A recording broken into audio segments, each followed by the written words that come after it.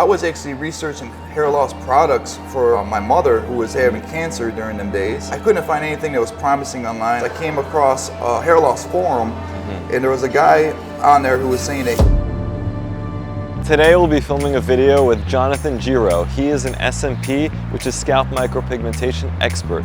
We'll be checking out his office at the end of the video and seeing an actual procedure, so stay tuned for that. What is scalp micropigmentation? So scalp micropigmentation is a form of cosmetic tattooing, and what we're doing is putting organic pigment into the scalp to give the illusion of a buzz crop look. So it's for men or women who are looking for more density or added volume. And the pigment's going into the dermis layer of the scalp. So when you're putting 2 to 3 sessions worth of SMP into the scalp, it gives that contrast and three-dimensional effect. So it's non-invasive, you know, little downtime, and you can go take a lunch break, get SMP, and go back to work the same day, and very minimum redness and swelling. Gotcha. Is it similar to a tattoo? Or is it like really different from getting a regular tattoo? So scalp micropigmentation is different than tattoo. It's a different method. SMP is more of like a pointillism. We're not like putting a needle into the skin and dragging it. We're going in and out. You know, speed of the gun, it all depends on the needles and the speed that we're using. It's different needles in a tattoo. In this industry, we don't like using the word tattoo. We kind of want to keep that word out of the scalp pigmentation industry because the SMP is more like on a medical kind of field. So right. So but does it last as long as like a tattoo would, or not as long? What would you say? So personally, I've had the treatment for 12 years, and I've only had one touch-up in them 12 years, and it was maybe a 40-minute touch-up. The pigment's always, it stays in your skin. It's never just going to totally disappear. Over time, what happens is your body kind of metabolizes the ink. You form new layers of skin, and that kind of softens the color down too. So it's just how much sun you get. You know, if you don't protect it, it can get softer over the years. Okay. Is it similar to like microblading, like what people get on their eyebrows sometimes? Is it kind of like a similar technique? So it's a different technique. We don't do the stroke technique into the scalp. We do like the micro little points, micro dots. Microblading is when they're putting like lines into the eyebrow, and with the scalp, we don't want to do the lines into the scalp because you want to have each of the pigments and deposits cure, create their own cocoon, and they harden up over the 3 or 4 days once it's healing. If you put too many lines into a controlled area, the pigments can migrate. So we always want to keep the pigments individualized. Jonathan, tell us how you got into scalp micropigmentation. So 12 years ago, I was actually researching hair loss products for my mother who was having cancer during them days. She had some medicines that she was taking that was causing her hair to start to thin. So I couldn't find anything that was promising online. I looked up, you know, cream, shampoos, hair transplants, but I didn't want to put her through all the, you know, the torture of it, because I heard a lot of different reviews about different products. And you know, FUE wasn't even out in them days, so I think it was just a strip scar. That's what, you know, back in them days. While I was looking for a cure for her hair loss, I came across a hair loss forum, and there was a guy on there who was saying that he started tattooing ink into the scalp to give the illusion of a fullness to, especially for men or women. But it was very new, and there was not, like, he was the only one doing it in them days. So, long story short, I reached out to him and said, hey, I'm interested in what you're doing. And this guy was based out in London at the time. Eventually, I wind up learning with him. That's interesting, yeah. So did you have like some skills already in like kind of like artistic creation or something, or like tattooing in the past, or were you doing something totally different and just decided to try out SMP? So I was an apprenticeship for a tattoo artist back in the day in upstate New York. So got it. I knew this guy was tattooing. That's what caught my attention because I wasn't even really concerned about my hair loss in the beginning. I was more worried about my mom. So I was like, let me learn this, you know, and help my mother out because I was doing tattoos at the same time. Right. But then when I started to really get into it, I realized this is a whole different field. This is a whole different technique. Yeah. You gotta, you can't, you know, if you're a tattoo artist, that doesn't mean you're going to be good at doing SMP. So you have to give up one or the other if you want to pursue doing SMP. How much training is involved to like become a good SMP specialist? Nowadays, if you go online, there's people offering 2 to 5 day classes. You know, you get your certificate and you're allowed to go out there and do SMP. But when we train clients, they come from all over the world to learn this from us. We don't recommend them to, take the class after a week and go out there and start working on heads. We always say, give it a year. Go out there, get maybe 30, 40 heads under your belt. Then you can go out into the real world and start, offering that service. And the problem that we're seeing nowadays is a lot of people are they're watching our YouTube videos, trying to learn this without the training, and then they're, people are getting botched out there right now. So it's a problem in the industry right now.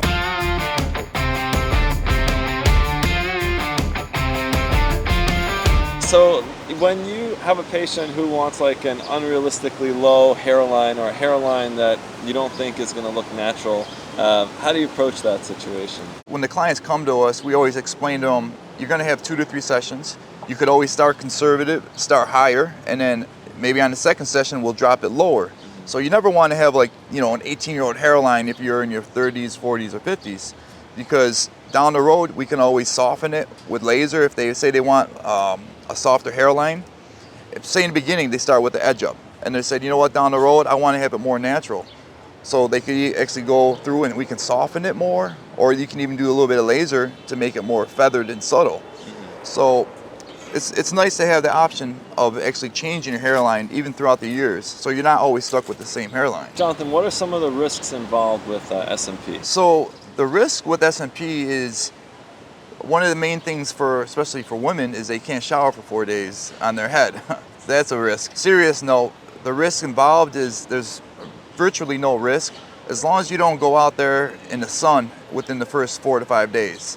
You want to avoid any long-term exposure to the sun during the first session, especially the second and the third session. So 4 days after each session, stay out the sun. And what happens if you get into like more sun exposure? You don't want to have your body temperature get too hot. You don't want to sweat, because the heat will stop the pigments from curing and settling in the skin. It's like getting a tattoo. The first week you want to keep it cool. You don't want to wear a hat in the sun and let that sun bake in the scalp, because the pigments won't cure and settle. Because with tattoos, that goes into liquid form. So under your skin, it kind of hardens up. So the ink, you have to give it a chance to really keep cool, technically. Is it a concern that you have like a more diffuse type of effect as opposed to like seeing each dot? It might start to kind of like intermix with each other. Okay, got the blowout, the famous blowout. So that's why you see a lot of bad jobs online, is because the pigments are migrating. They're putting so much ink into a controlled area. Yeah. Like a human head has 1,200 hairs per square inch. So what we do is, you don't want to try to put 1,200 hairs into a first session on a client, because then all the dots are just going to form to one big puddle. So say somebody's got, somebody in their 30s, they got maybe 800 hairs per square inch. So what we're doing is we're breaking into sessions. We're not going to put 800 on the first session. We're going to put maybe 100 to 200 on the first. Second session, we put another 100. Third session, maybe another 100. So we want to create the illusion that there's 800 hairs per square inch, especially in the balding zone. So not everybody's got the healthy full head of hair. So as time is, depending on your age, your ethnicity, and how your body reacts, how the Norwood scale technically, everybody's different. So that's what we do, is we try to replicate the follicles of the hairs that you still have. So Jonathan, I know you've been in this field for a long time. You're one of the pioneers of SMP in the country and in the world. Any interesting stories that you can share about your journey? I was, a subcontractor for the first 5 or 6 years of doing SMP, and I decided, let me go solo and build a business. So during them times, I was in high demand. I had a lot of people approaching me. I had it down to a few options, and one of the options was actually Damon John from the Shark Tank. Wow. Yeah. During that time, I met my business partner now, Eric Roberto, who was a master barber in Upper Manhattan. Eric was one of my clients in the beginning, but we created a good friendship. He approached me saying he wanted to get into this industry. So the reason I chose Eric as a partner is he brought a lot of value. Not only he runs businesses, but during the time before I partnered with him, he was bringing clients to me. He would give me maybe 20, 30 clients a month, just giving them to me. He's like, hey, don't worry about the money, but I knew he was building me up. He's like, here's a client, don't worry about the money, you keep that money. Ultimately, I made the best decision. I chose Eric. Now we run one of the most successful SMP companies in the world.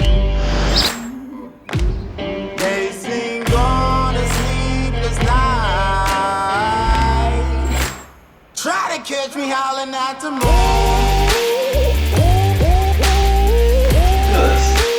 Try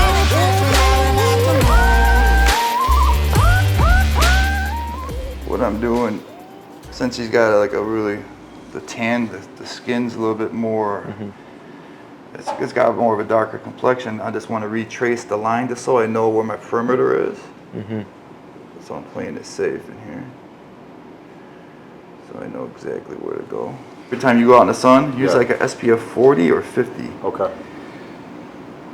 It's definitely going to help protect against the rays, like long term. Okay. It's not something you would see immediately. It would take, you know, it could take some years before you even notice any softening. Okay. Personally, I like to use the needles, the 0.4s, and they're technically a 3-point micro needle. So I don't like using one-liner needles. Like, the reason why I like the 3-point micro needle is because it's like a bed of nails. If you have a single nail and your body goes on top of that nail, it's gonna go right through easy, like butter. When you got a 3-point micro needle and you're going through the scalp, there is a little bit of a resistance, so the nail's not going directly all the way through. So you can hit that dermis layer, you know what I mean? Because if you have a one-liner, It almost slows it down. it down. It goes deep. Exactly. Okay. When you got a 3-point micro needle going through the skin, it's actually in between the 3 points, there's a little spacings, micro space. So that's what's actually pushing the ink into the scalp is the middle of the 3-point micro needle. So it actually deposits the ink. That's why, you know, when I do the quick attack, you're putting tiny little dots in there because and you're able to go fast. With the one-liner, you can't get that accuracy and go quick with it. And the ink, Jonathan, what type of ink is this? So this is our personal brand of ink. It's called Inku, and it's this organic carbon ink.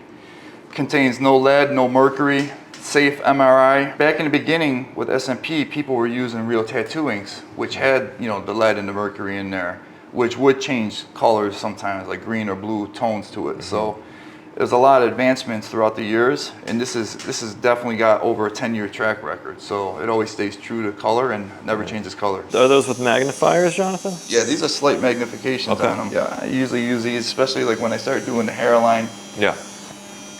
So this is just a little bit of like a green soap. Let's put a little bit on there just to kind of clean the scalp off. Do any of your clients need numbing? I'd say 99% of our clients just kind of power through the treatment. There's no numbing needed, or there's no medications. And even the women clients that come in, like they just go through it. I've had clients even sleep and say it felt like a massage. Okay. So everybody's different. Every case is different. Yeah. I want to replicate the hairs that he's got on the sides here. Even though he shaves against the grain, we got to keep the treatment really kind of tight density up here. And you don't want the ink to be too close together. As you can see, this is his third session, and we're just keeping it really subtle and real natural. We're not trying to draw attention to the whole head. So like anybody that sees him, once this is settled and healed, you just want people to think, oh, he has a nice full head of hair. You know, they're going to ask him, why do you shave it? So that's the whole concept we want. You don't want people to say, oh, he did something to his head. So that's one of the most important things that I do to try to keep it natural, is this the art of SMP. Throughout the years, I personally developed the method of breaking it up into 3 or 4 sessions and then using multiple different shades and colors. So it's like more blended. Yeah, in a way. Exactly. Yep. So that gives you that 3-dimensional contrast. I like comparing it to, like, you know, in the space, the stars in the sky. Some of them, the reason why the stars look 3-dimensional is because some stars are light, some are dark, some are medium. So it gives you that 3D contrast. It's the same concept with this. So this quick attack that I'm doing now is something I personally developed. And what this does, it's like a rattlesnake biting somebody. The quicker they attack, the smaller amount of venom.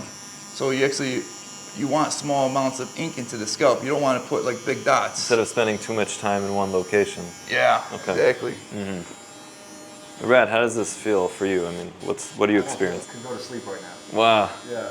So it just feels like not much of anything going on. So there is a pattern that I'm using here, and with this pattern, you're able to do any part of the scalp. I could do the pattern over here and still connect it and still have that nice transition. Right.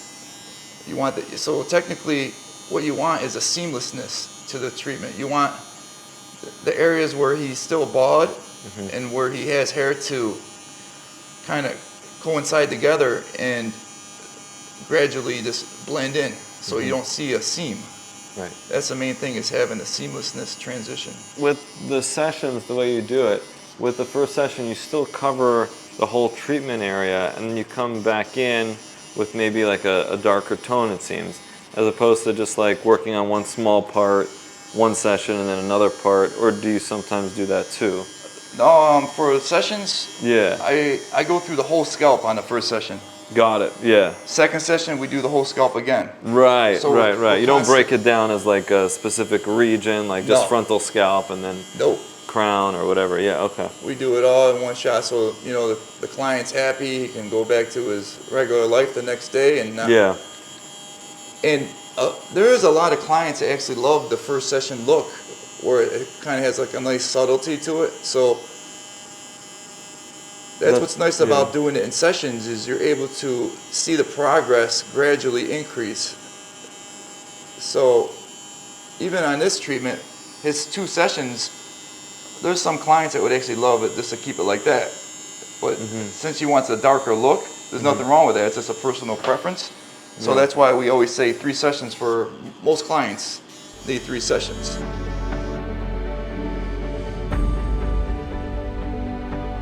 Where it all started. That's where it started right there, yeah. But you could actually see my hair loss in them days too. Sure, See the sure. temple recession See coming that. up. Yeah. Everyone's gonna really just benefit from all this information. But yeah, thanks for sharing your story and Appreciate all you. that you do. It's really incredible just to see your artistry and your expertise. It's been really cool. How should people get in touch with you? So if anybody out there is interested, you know, visit our social handles, Gerow Hair Ink. We're on Instagram, TikTok, YouTube, Facebook. But we're doing training here in Manhattan too, and Houston, and we got a location coming out in Dominican Republic. So we cover all angles of the earth. So anybody's looking for a cure, this is a non-invasive solution, SMP.